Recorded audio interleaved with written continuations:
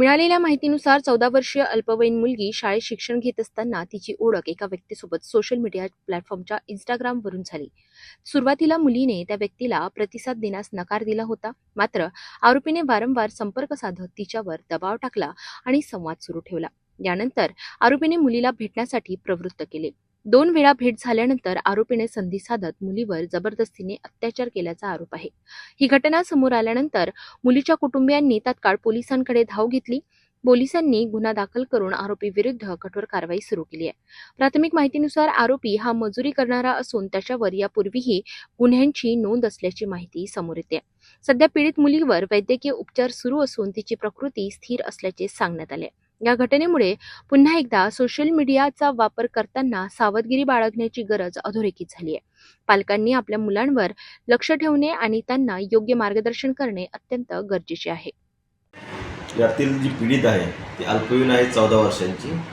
सुदर हद्दीमधील एका शाळेमध्ये ते शिक्षण घेत आहे, 8व्या वर्गामध्ये. तिची एका व्यक्तीसोबत इंस्टाग्रामद्वारे ओळख झाली.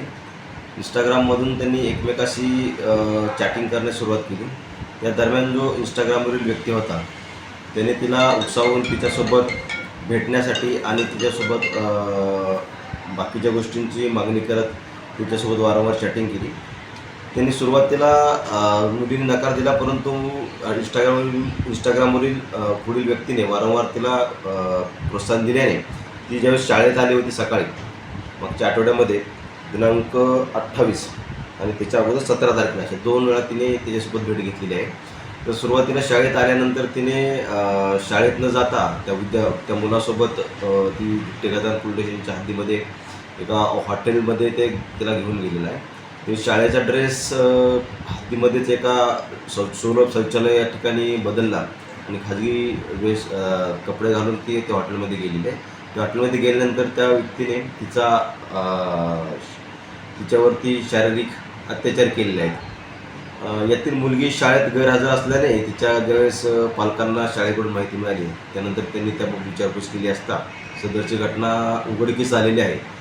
त्यानंतर तिच्या पीडित मुलीच्या आईच्या तक्रारीवरून गुन्हा दाखल करण्यात आला असून यातील जो आरोपी आहे त्याला गुन्ह्यामध्ये अटक केली आहे आणि पुढील कायदेशीर कारवाई चालू आहे. जो आरोपी आहे त्याचं नाव आहे करण केशव केशी, वय अंदाजे 28 वर्ष आहे, राहणार गिट्टे गजान परिसरातील असून तो तपासामध्ये असून दिसून येत आहे.